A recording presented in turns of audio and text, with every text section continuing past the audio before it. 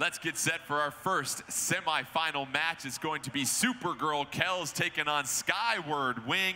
Best 2 out of 3, as we mentioned.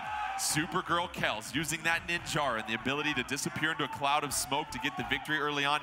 Meanwhile, Skyward Wing, very impressive with Ribbon Girl. And so you see this matchup, D1. You've got 2 characters in Ribbon Girl and Ninjara that excel in mobility. What's the key in making sure you can land some punches against these characters that are going to be all over the stage? I feel like we're actually going to have both of these players miss a lot against each other because they're so evasive. Ninjara, he just poofs into a cloud of smoke and you don't know where he's going. And once he appears, you're probably going to have an arm going straight to your face. And as far as Ribbon Girl is concerned, she just has so many jumps, almost reminiscent of Jigglypuff in numerous Smash games. And Vicky, to D1's point about missing punches, how critical does that make it a rush attack if you can connect with that? Well, what's best about seeing both these characters play these characters, both these players play these characters, because these characters really like to hang around the air a lot, so that leaves them prone to being hit by rush attacks more often. Ninjara going with a buff and a tri-blast that is Supergirl Kells. Meanwhile, on your left, Ribbon Girl controlled by Skyward Wing, gonna go ahead with that shocker and that Slammer-Mander. And what are we seeing early on here, D1? Right now, we're just, notice how Supergirl Kells plays around this Ribbon Girl. She is waiting for those opportunities to get those counterattacks, bobbing and weaving until the time comes. See, right there, the teleport. And we just saw a wide grab. That is actually an advanced technique that we did forget to mention. That wide grab coming in handy for Ninjara and Supergirl Kells. However, the rush attack from Skyward Wing gonna do 275 damage. And Vicky, there's our first rush attack that connects against these 2 fighters that might be whipping more than they connect. So that is something that you may want to stay grounded for whenever you see your opponent get that rush attack nearly as big as you can see it right now. Ninjara getting as close as he can, almost getting that rush attack. Ninjara trying to keep Ribbon Girl up against the side of the stage. Gonna get the grab and the throw. Ninjara and Ribbon Girl both less than 50% health. Oh, the throw misses from Ribbon Girl and another grab from Ninjara. Supergirl Kells being patient, dodging, weaving, bobbing, trying to avoid those arms being thrown. Oh, we have a rush meter ready to go after the throw from Supergirl Kells. Gonna try and deploy it. Some chip damage applied here. Ribbon Girl still hanging on, although can't survive one more punch from an arm. Ninjara trying to connect, and Supergirl Kells, D1. How about the patience at the bottom of the bowl? Yeah, Supergirl Kells always air dashing when you least expect it and getting those attacks in there. She actually ended the round right there with the tri-blast, her fastest arm. Now we see Skyward Wing switching to 2 Slap-A-Manders here. Vicky gonna go with that fire element. It's going to be interesting how that pairs off against Supergirl Kells, who's still using that tri-blast and that buff. No changes for her, and yet an early grab from Supergirl Kells. What do you make about this stage, Vicky, and either playing at the bottom of the bowl or along the higher outside rim? I think it varies depending on where your opponent is going to be standing. If they want to be in the middle part, kind of getting close to them, get that close range, and kind of being above them at the same time in that midpoint could be towards your advantage. Slap-A-Manders are doing work for Ribbon Girl, and Skyward Wing connected on that rush attack a little bit ago. Meanwhile, Ribbon Girl trying to keep the higher ground. Ninjara very comfortable hanging out at the bottom of this bowl right now. Avoids the throw, connects with the 1-2 with the buff and the tri-blast. No charge attack there, though. Plenty of time left in this match. Ninjara, Supergirl Kells gonna miss with the throw.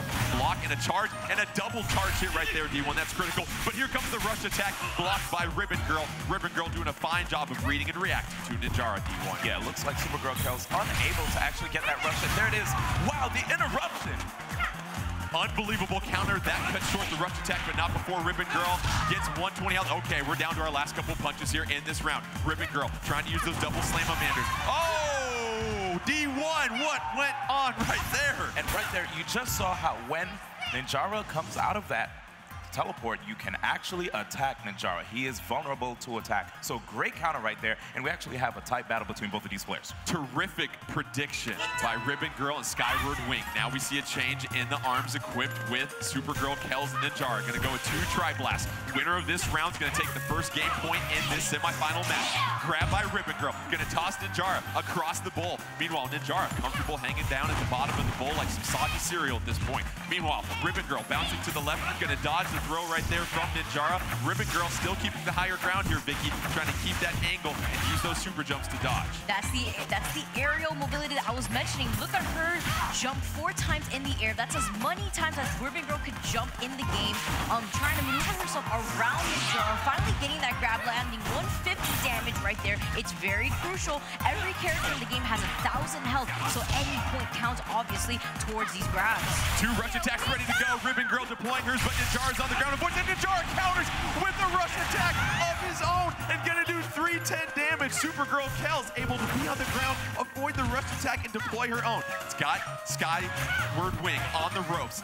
Less than 25% health. The throws missed by Ribbon Girl. Ribbon Girl curving those punches, D1, and having a lot of effectiveness with it. It looks like having the higher ground is actually helping Skyward Wing out a lot. And right there, you see Supergirl Kel's trying to see if she can actually match Skyward Wing. A lot of fingernails are going to get bitten down at this point. You've got less than 25% health for both characters at this point. Ribbon Girl with a couple hits on that Slamamander on the left, curving those punches. The throw by Ribbon Girl. Skyward Wing going to take the round and take the game, the first game point of this match, D1. What did we say about going for those grabs? That's going to leave yourself wide open, and Skyward Wing took that opportunity and won the first game. And Vicky, we saw the adjustment by Skyward Wing and Ribbon Girl of switching to the double Slapamanders after losing that first round. And we saw a lot of those punches curving to the inside, trying to go inside out to catch Ninjara as Ninjara was moving to the right. That's why the Slapamanders are so good. They cover a very wide range of space, so you have to look out for those. And when you're trying to jump over them, you have to look out for the other arm, especially they keep them at the ready.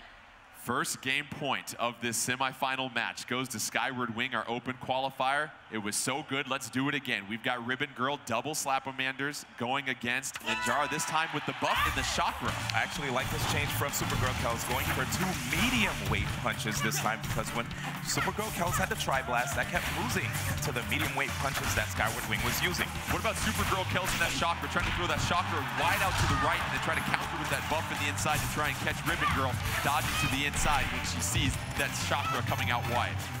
And here we are in Spring Stadium, where you actually, if you hit your opponents on the trampoline, you can juggle them to get extra damage. Meanwhile, Ribbon Girl connecting on the grab and the throw right there. Supergirl Kel's taking the damage right there. Skyward Wing misses on the throw, gets another jump though, connected with the right chakra for Supergirl Kel. Slapamander gonna miss. Rush attack charge for both characters at this point, just patiently waiting each other out, trying to see who's gonna provide an opening. Ribbon Girl charging those punches. Here comes the rush attack of Ribbon Girl. 180, not bad, you'll certainly take that, D1. But that was still a beautiful bait by Skyward Wing. Went for the grab, and it looked like it was obvious. But there's the grab right there. Actually, Supergirl Kel's in a slight lead. Well, no, actually loses it right there. Ribbon Girl with about 40% health. Ninjara down to 25%, but it's even less now after that throw. Ninjara does have that rush attack ready to go, but no! Ribbon Girl, Skyward Wing connecting with that Slamamander, and they just travel so far, and they're so hard to predict, Vicky. When you look at just their arc and the direction that they go, if you're dodging 2 of those coming at different times, you've got to be really dialed in if you're Ninjara. I got very excited because Ninjara did have rush attack at the ready, but you know, to save it for the next round could be very crucial to who could win the entire match. Yeah, it's a great start to a match if you have that rush attack. Meanwhile, Ribbon Girl able to connect and knock down Ninjara. Here comes the rush attack though, and just like you said, Vicky, getting Ribbon Girl up against the wall and almost had a juggle opportunity, but missed right there. Yeah, that's actually what the springs allow you to do. It allows you to extend your combos and it allows you to apply more pressure on the opponent.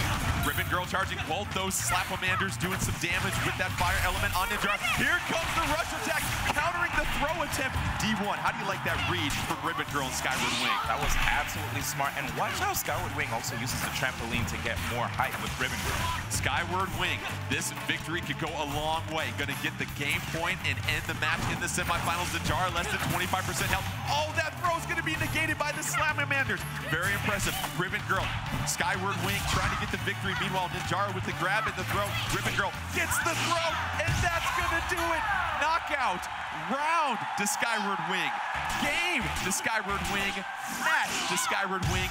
Advances to the finals, D1. And that's also a win for the players that won from the floor today here at E3 2017.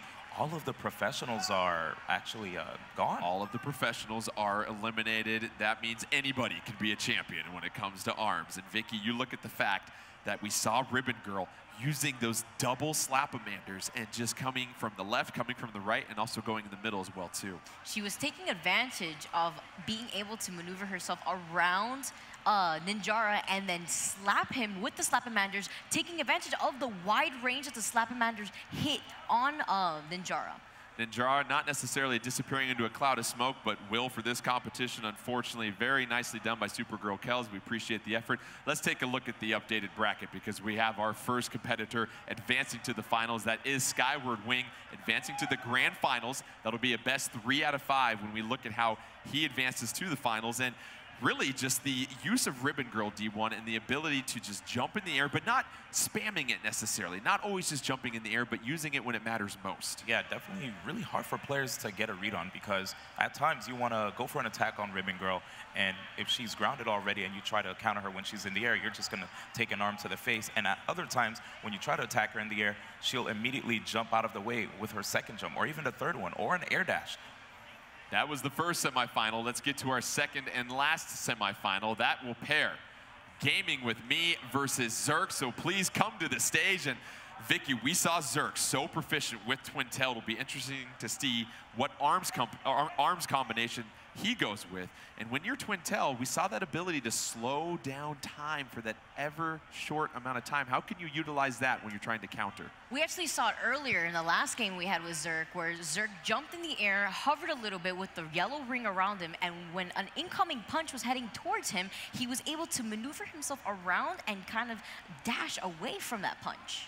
Zerk going with Twin Tail, but then we saw Min Min D1 controlled by Gaming with me that just had no issues unwrapping Master Mummy. So now you've got Twin Tail, who's not necessarily the most mobile, but a very interesting attribute she can use, versus Min Min that is a bit of a wild card at times. Oh, yes. And, you know, Zerk definitely has 2 air dashes in between the usage of Starstruck, which is her ability to slow down attacks. So keep an eye open to see how he's going to be able to deal with this Min Min. If this Min Min manages to get 1 grab on Zerk, that's going to be a free dragon charge on the left arm. Zerk and Twin Tail going some double chillis. Meanwhile, the Megawatt and the Dragon for Min Min and Gaming with me.